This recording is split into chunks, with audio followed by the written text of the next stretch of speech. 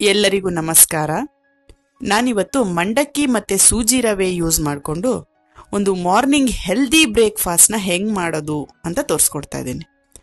ಒಂದು ಮಿಕ್ಸಿಂಗ್ ಬೌಲ್ಗೆ 2 ಕಪ್ ಮಂಡಕ್ಕಿ ಸೇರಿಸ್ಕೊಳ್ಳಿ. ಅದಕ್ಕೆ ಸ್ವಲ್ಪ ನೀರನ್ನು ಹಾಕಿಬಿಟ್ಟು ಒಂದು 10 ನಿಮಿಷ ನೆನೆಯಕ್ಕಿಡಿ. ಇನ್ನೊಂದು ಬೌಲ್ಗೆ 1 ಕಪ್ ಸೂಜಿ ರವೆ, ಒಂದು ಅರ್ಧ ಕಪ್ ಮೊಸರು, ಗಟ್ಟಿ ಮೊಸರನ್ನು ತಗೊಂಡಿದ್ದೀನಿ ನಾನಿಲ್ಲಿ, ಹಾಕ್ಬಿಟ್ಟು ಚೆನ್ನಾಗಿ ಮಿಕ್ಸ್ ಮಾಡಿ. ಅದಕ್ಕೆ ಸ್ವಲ್ಪ ನೀರನ್ನು ಹಾಕ್ಬಿಟ್ಟು ಚೆನ್ನಾಗಿ ಮಿಕ್ಸ್ ಮಾಡ್ಕೊಳ್ಳಿ. ಅದನ್ನು ಕೂಡ ಒಂದು 10 ನಿಮಿಷ ನೆನೆಯಕ್ಕೆ ಇಟ್ಬಿಡಿ.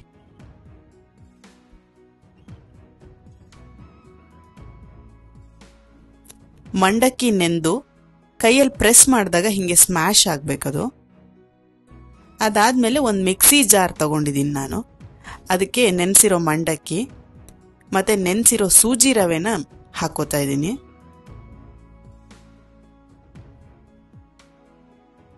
ಅದಕ್ಕೆ ಸ್ವಲ್ಪ ನೀರನ್ನು ಸೇರಿಸ್ಬಿಟ್ಟು ದೋಸೆ ಹಿಟ್ಟಿನ ಹದಕ್ಕೆ ರುಬ್ಕೊಂಡಿದ್ದೀನಿ ನಾನು. ರುಬ್ಕೊಂಡಿರೋ ಮಿಶ್ರಣನ ಒಂದು ಮಿಕ್ಸಿಂಗ್ ಬೌಲ್ಗೆ ಹಾಕೊಳ್ತಿದ್ದೀನಿ. ಅದಕ್ಕೆ ಒಂದು ಸಣ್ಣಗೆ ಕಟ್ ಮಾಡಿದ ಈರುಳ್ಳಿ, ಒಂದು ಸಣ್ಣಗೆ ಕಟ್ ಮಾಡಿದ ಕ್ಯಾಪ್ಸಿಕಮ್, ಒಂದು ಸಣ್ಣಗೆ ಕಟ್ ಮಾಡಿದ ಟೊಮ್ಯಾಟೊ,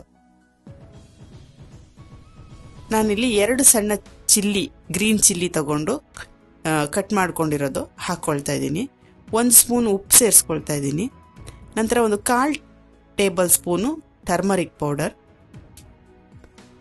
ಅರ್ಧ ಟೇಬಲ್ ಸ್ಪೂನ್ ಅಚ್ಚ ಖಾರದ ಪುಡಿ. ನಿಮ್ಮ ಖಾರಕ್ಕೆ ಎಷ್ಟು ಬೇಕೋ ಅಷ್ಟು ನೋಡ್ಕೊಂಡ್ಬಿಟ್ಟು ಹಾಕೊಳ್ಳಿ, ಯಾಕೆಂದ್ರೆ ಹಸಿಮೆಣಸು ಹಾಕಿರೋದ್ರಿಂದ ಖಾರ ಎಷ್ಟು ಬೇಕಾಗುತ್ತೆ ನೋಡಿ. ಆಮೇಲೆ ಅರ್ಧ ಟೇಬಲ್ ಸ್ಪೂನ್ ಗರಂ ಮಸಾಲ, ಸಣ್ಣಗೆ ಹೆಚ್ಚಿದ ಕೊತ್ತಂಬರಿ ಸೊಪ್ಪು. ಇದಿಷ್ಟನ್ನು ಹಾಕೊಂಡು ಚಂದ ಮಿಕ್ಸ್ ಮಾಡಬೇಕು. ಒಂದಕ್ಕೊಂದು ಚೆನ್ನಾಗಿ ಮಿಕ್ಸ್ ಆಗೋ ರೀತಿಲಿ ಚೆನ್ನಾಗಿ ಮಿಕ್ಸ್ ಮಾಡ್ಕೊಳ್ತಾ ಇದ್ದೀನಿ ನಾನು.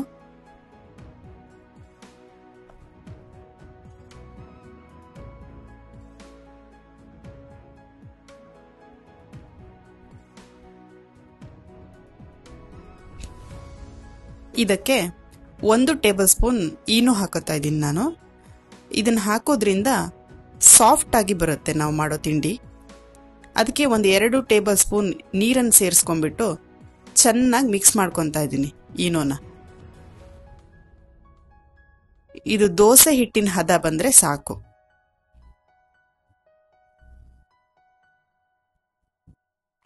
ಇವಾಗ ಒಂದು ಪ್ಯಾನ್ ಇಟ್ಕೊಳ್ತಾ ಇದ್ದೀನಿ.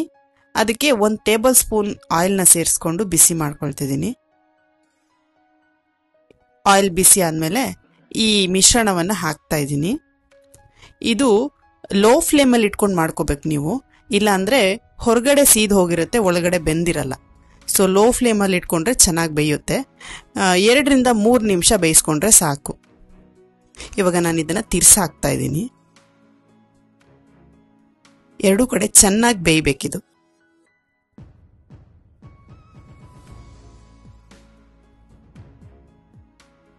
ಬೆಂದಿದೆ ಇವಾಗ. ಈಗ ಮಾರ್ನಿಂಗ್ ಹೆಲ್ದಿ ಬ್ರೇಕ್ಫಾಸ್ಟ್ ರೆಡಿ ಆಗಿದೆ. ನೀವು ಒಮ್ಮೆ ಮನೇಲಿ ಟ್ರೈ ಮಾಡಿ ಹೇಗೆ ಬಂತು ಅಂತ ನನಗೆ ಕಮೆಂಟ್ ಮಾಡಿ. ಧನ್ಯವಾದಗಳು.